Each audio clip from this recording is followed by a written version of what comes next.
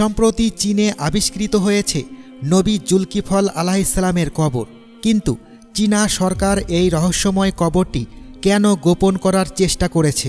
এই কবরের মধ্যে কি কি পাওয়া গেছে, আর কিভাবে নবী জুলকিফল আলাইহিসসালামের কবর চীনের প্রাচীরের কাছে পাওয়া গেল? বিস্তারিত জানতে আমাদের সাথেই থাকুন। এই ঘটনাটি এই বছরই ঘটে এবং এটি শুধু চীন নয়, বরং পুরো বিশ্বকে কাঁপিয়ে দিয়েছে। এই সব কিছু শুরু হয়েছিল একটি অপ্রত্যাশিত ঘটনার মাধ্যমে। চীনের উত্তরাঞ্চলে একটি বড় ভূমিধসের কারণে মহাপ্রাচীরের একটি অংশ ধসে পড়ে। স্থানীয় সরকার প্রাথমিকভাবে এই ঘটনাটিকে একটি সাধারণ প্রাকৃতিক দুর্যোগ হিসেবে ঘোষণা করেছিল। দ্রুত উদ্ধারকারী দল এবং প্রত্নতাত্ত্বিক বিশেষজ্ঞদের পাঠানো হলো যাতে ধ্বংসাবশেষ নিরাপদ করা যায়। কিন্তু যখন খনন কাজ শুরু হলো, প্রত্নতাত্ত্বিকরা এক বিস্ময়কর জিনিসের দেখা পেলেন। বড় বড় পাথর এবং মাটির স্তূপের পেছনে একটি পাথুরে কাঠামো পাওয়া গেল, যা কোনো গুহার দরজার মতো ছিল।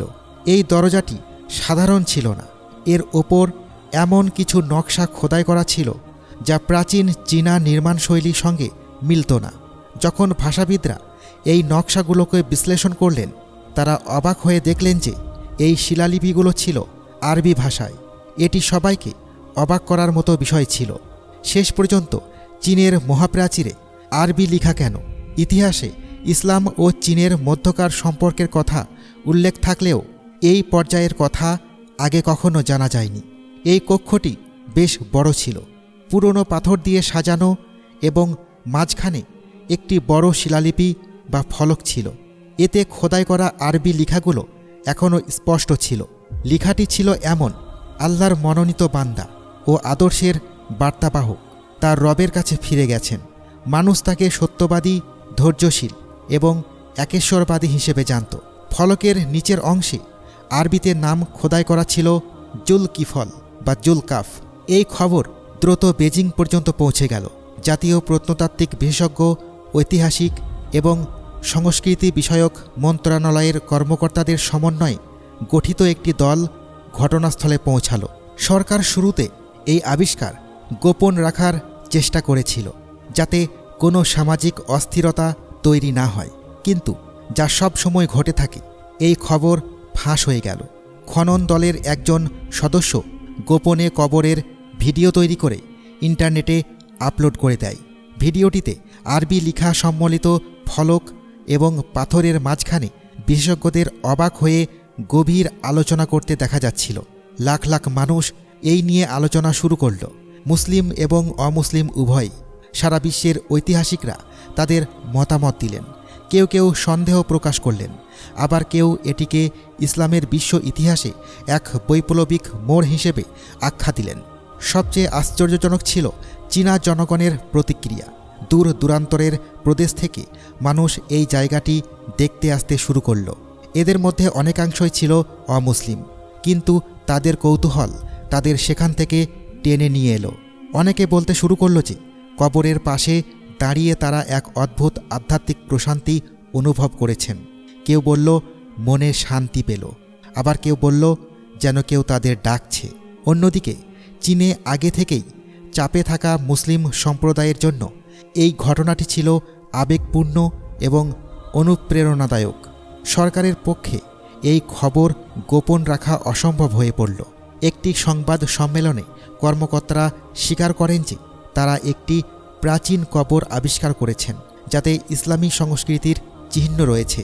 যদিও তারা স্পষ্টভাবে বলেনি যে এটি কোন নবীর কবর, তবে একে মধ্যপ্রাচ্যের এক পবিত্র ব্যক্তিত্বের মাজার হিসেবে উল্লেখ করেছেন।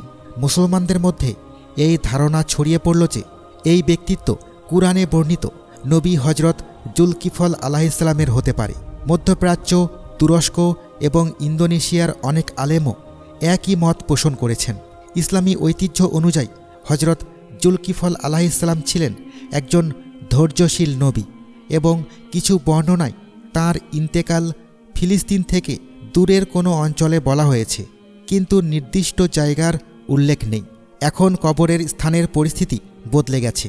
দর্শনার্থীদের ভিড়ের কারণে চীনা সরকার এলাকাটি সাময়িকভাবে বন্ধ করে দিয়েছে। তবে তা সত্ত্বেও মুসলমানরা দূর থেকে এসে এখানে দোয়া করেন। এবং মজার ব্যাপার হলো, এই ঘটনার পর চীনে ইসলামের প্রতি আগ্রহী মানুষের সংখ্যা বহুগুণ বেড়েছে। বেইজিং ও গুয়াংজুর ইসলামী কেন্দ্রগুলোতে মানুষের ভিড় বাড়তে লাগলো। তারা প্রশ্ন করতে শুরু করল, নবী জুলকিফল আলাইহিসসালাম কে ছিলেন, তিনি কি শিক্ষা দিয়েছেন এবং তার কবর চীনে কেন। অনেক ব্যক্তি ইসলাম গ্রহণের ঘোষণাও দিয়েছেন। এই ঘটনা এখন আন্তর্জাতিক গণমাধ্যমের মনোযোগের কেন্দ্রে পরিণত হয়েছে। মুসলিম দেশগুলোর পক্ষ থেকে চীনের উপর চাপ বাড়তে লাগল যাতে এই স্থানটি আন্তর্জাতিক গবেষণার জন্য উন্মুক্ত করা হয়। চীন একটি আশ্চর্যজনক সিদ্ধান্ত নিল। তারা মধ্যপ্রাচ্য ও দক্ষিণ পূর্ব এশিয়ার বিশেষজ্ঞদের সাথে নিয়মিত সহযোগিতা শুরু করল। মিশর, তুরস্ক, সৌদি আরব, ইন্দোনেশিয়া এবং পাকিস্তানের প্রতিনিধি দলকে আমন্ত্রণ জানানো হলো যাতে তারা কবরের রহস্য নিয়ে গবেষণা করতে পারে। কার্বন ডেটিং, রেডিও স্ক্যানার এবং মাটির নিচে দেখা যায় এমন উন্নত প্রযুক্তি ব্যবহার করা হলো। প্রাথমিক গবেষণায় ধারণা করা হলো যে এই কবরটি চীনের প্রাচীন রাজবংশের সময়ের চেয়েও পুরানো। সবচেয়ে আশ্চর্যজনক বিষয় ছিল কবরে লেখা কথাগুলোর সাথে ইসলামী কিতাবের মিল। সেখানে লেখা ছিল, আমি বনি ইসরায়েলের বান্দা, ধৈর্যের প্রতিশ্রুতি দিয়েছিলাম এবং শেষ পর্যন্ত তা পালন করেছি। এছাড়া কিছু পুরানো পাণ্ডুলিপি পাওয়া গেছে যা প্রায় নষ্ট হয়ে গিয়েছিল। প্রযুক্তির সাহায্যে এর কিছু অংশ পড়া সম্ভব হয়েছে। এটি অনুবাদ ছিল এমন, আমরা পশ্চিমে ধ্বংসযজ্ঞ থেকে বাঁচার জন্য বেরিয়েছি এবং সূর্য উদিত হওয়ার দিকে চলতে থেকেছি যতক্ষণ না আমরা উঁচু প্রাচীর বিশিষ্ট এক শান্তিপূর্ণ উপত্যকায় পৌঁছালাম। এই বাক্যগুলো থেকে কিছু গবেষক ধারণা করেছেন যে হজরত জুলকিফল আলাইহিসসালাম এবং তার অনুসারীরা কোনো বড় সংঘাত থেকে বাঁচতে পূর্ব দিকে চীনের এই অঞ্চলে এসে বসবাস শুরু করেছিল। কবরের চারপাশের এলাকায় আরও গবেষণা চালানো হলে কাছের একটি গ্রামে এক ছোট্ট জনগোষ্ঠীর সন্ধান পাওয়া যায়। তারা নিজেদের পশ্চিম থেকে আগত বলে বিশ্বাস করে। তাদের রীতিনীতি চীনা সংস্কৃতি থেকে একদম আলাদা। তারা সূর্যোদয় থেকে সূর্যাস্ত পর্যন্ত রোজা রাখে এবং এক রবের ইবাদত করে। এক বৃদ্ধ জানালেন যে তাদের পূর্বপুরুষরা মরুভূমি থেকে এসেছিলেন এবং তারা সাধারণ জীবনযাপন করতেন ও মূর্তি পূজা এড়িয়ে চলতেন। এই শিক্ষাগুলো ইসলামের মৌলিক বিশ্বাসের সাথে অনেকখানি মিলে যায়। এই আবিষ্কার জ্ঞান চর্চার বিশ্বে ঝড় তুলেছে। বিশ্ববিদ্যালয়গুলো নতুন গবেষণায় মেতে উঠেছে। নবীদের সম্ভাব্য হিজরতের মানচিত্র তৈরি হতে লাগল। বাইবেল ও কুরআনের বর্ণনার তুলনা করা হতে লাগল। হজরত জুলকিফল আলাইহিসসালাম এখন সোশ্যাল মিডিয়ায় বৈশ্বিক ট্রেন্ডে পরিণত হয়েছে। লাখ লাখ মানুষ নবীদের কাহিনী আবার শুনতে শুরু করেছে যাদের আগে কোনো আগ্রহ ছিল না। হজরত জুলকিফল আলাইহিসসালাম সেই নবীদের একজন যাদের নাম পবিত্র কুরআনে এসেছে। তাকে ধৈর্যশীল, নেককার এবং সত্যের পতাকাবাহী হিসেবে স্মরণ করা হয়। তবে তার মাজারের সঠিক অবস্থান আজ পর্যন্ত একটি রহস্য হয়েছিল। কিন্তু সত্যের দাবি হলো আমাদের আবেগের বাইরে গিয়ে বাস্তবতাকে যাচাই করতে হবে। কারণ এখন পর্যন্ত চীনের কোনো সরকারি রিপোর্ট, ইসলামী গবেষণা প্রতিষ্ঠান বা আন্তর্জাতিক সংবাদ মাধ্যম চূড়ান্তভাবে নিশ্চিত করেনি যে এই মাজারটি হজরত জুলকিফল আলাইহিসসালামের।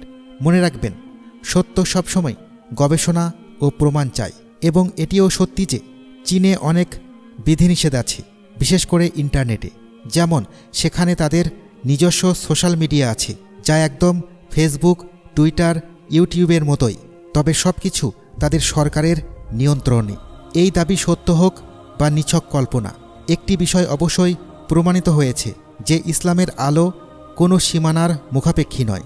এটি হৃদয়ে প্রবেশ করার মতো এক নূর, যা কখনো চীনের পাহাড়ে, কখনো আফ্রিকার গ্রামে, আবার কখনো ইউরোপের শহরে পৌঁছে যায়। যদি আপনার এই ভিডিওটি পছন্দ হয় তবে আপনার মতামত আমাদের কমেন্ট বক্সে উল্লেখ করতে ভুলবেন না।